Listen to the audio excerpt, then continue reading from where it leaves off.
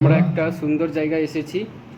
পিতায় গুণানন্দে হরি হরি বল। সর্বভূতার সার শিরোমণি নদিয়া বিহারী প্রেম পুরুষোত্তম শ্রী গুরু গৌরাঙ্গঙ্কর হিতুকি কৃপারু আমরা যে এখানে আজ পৌঁছেছে সিদ্ধপীঠ শ্যামানন্দ প্রভুর সেবিকা ছিলেন শ্যামাপ্রিয়া দাসী। তিনজন সেবিকা ছিলেন, গৌরাঙ্গ দাসী, যমুনা রানী আর শ্যামাপ্রিয়া দাসী। তো শ্যামানন্দ প্রভু তো অদ্বৈত আবেশবতা স্বয়ং মহাবিষ্ণু সদাশিব ছিলেন। সেই শ্যামানন্দ প্রভু অম্বিকা কান্না থেকে দীক্ষা নিয়ে হৃদয় চৈতন্যের কাছে বৃন্দাবন গেল। গুরুর আজ্ঞায় যায় জীব গোস্বামীর কাছে শিক্ষা করলাম। শিক্ষা করতে করতে শ্রী রাধারানীর অনুপ্রপ্রাপ্ত হন। পরে জীব গোস্বামী আজ্ঞায় প্রচারের জন্য উৎকলে আসলেন। উৎকলে আসলা পরে এখানে গোপীবল্লভপুরে উনার গাদি, রসিকানন্দ প্রভুর জন্মস্থান হলো রোহিণী। সেখানে থেকে এসে আমার কানপুর থেকে থাকলাম, পুরা পূর্ণ সমাধিপীঠ কানপুর। সেই শ্যামানন্দ প্রভুর সেবিকা ছিলেন শ্যামাপ্রিয়া দাসী। শ্যামাপ্রিয়া দাসী নাটুয়া গৌরাঙ্গকে নিয়ে পুরী জগন্নাথপুরী গিয়েছিলেন। পুরী থেকে ছোট নাটুয়া গৌরাঙ্গ অতি কমনীয় বিগ্রহ, সুন্দর বিগ্রহ, ছেলের মতো কাকে নিয়ে চলতাম। চলতে চলতে আসে সুবর্ণরেখা ধারে পৌঁছলাম। তো এই জায়গাটা আছে কুণ্ডলী গ্রাম। সুবর্ণরেখা ধীরে ধারে পৌঁছলাম। যখন শ্যামাপ্রিয়া দাসী তখন বয়স হয়ে গেছিল, তখন নাটুয়া গৌরাঙ্গ এখানে বসে দিল। বসে দিয়ে সুবর্ণরেখা স্নান করে তারপর বৃন্দাবন ভাব জাগ্রত হয়ে গেল। নাটুয়া গৌরাঙ্গ আরো নাটলো না, এখানেই থাকবো বলে স্বপ্নাদেশ রাতে থাকলো। যখন স্বপ্নাদেশ দিল যে আমি এখান থেকে আর যাবো না, তো নাটুয়া গৌরাঙ্গ গুটে রেখে সুবর্ণরেখা থেকে ডেলি নিত্য স্নান করে জল আনতাম, রুষেই করে নাটুয়া গৌরাঙ্গে ভোগ লাগান। তো নিত্য ভিক্ষা করতেন। তো এখানে থেকে লক্ষণনাথ রাজা ছিলেন নদীর ধারে, আর দিকে লক্ষণনাথ রাজা ছিলেন। ওনার বহু জমি বাড়ি জমি ছিল, রাজা ছিলেন।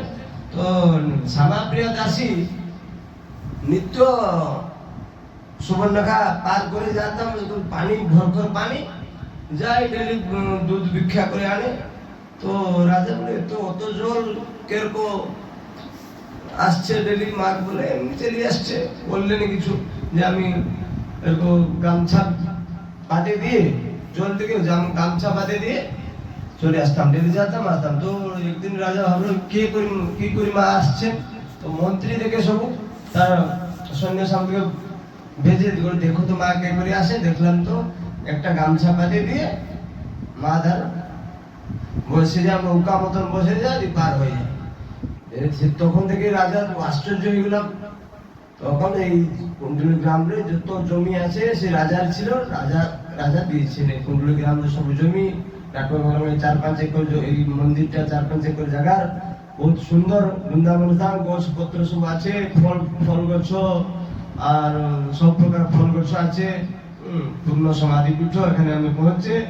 তো কি মহিমা বলা যায়, ওর কি অলৌকিক লীলা করছে। কালিয়া বলিয়া কুম্ভীর, দুইটা কুম্ভীরকে মন্ত্র দিয়েছে, বা আমরা খোড়াখাই দেবীকে মন্ত্র দিয়েছে। এখান থেকে নাটুয়া গৌরাঙ্গ একদিন মন্দিরে থাকেনি, সব সময় বাইরে থাকে।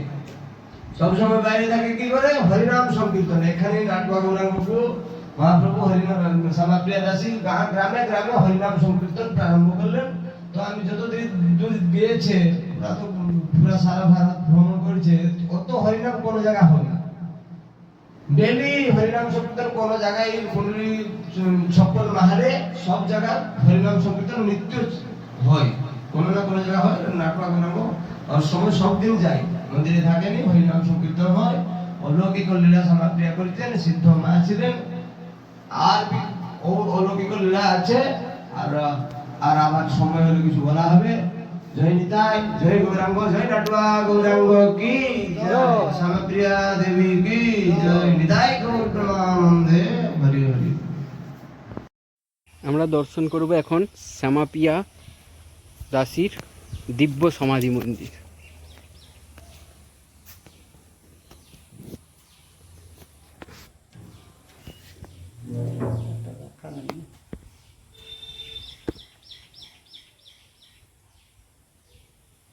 দর্শন করুন, বিশাল এখানে জায়গা আছে। আমরা পৌঁছে গেছি সেই শ্যামানন্দ প্রভু দাসী। মন্দির হচ্ছে নতুন বিশাল মন্দির, পুরানো মন্দির ওইদিকে আমরা দর্শন করিয়েছি। জয় জয় শ্রী শ্যামাপিয়া দেবী দাসী কি জয়, জয় জয় শ্রী শ্যামানন্দ প্রভু কি জয়, জয় শ্রী উৎকল ধাম কি জয়।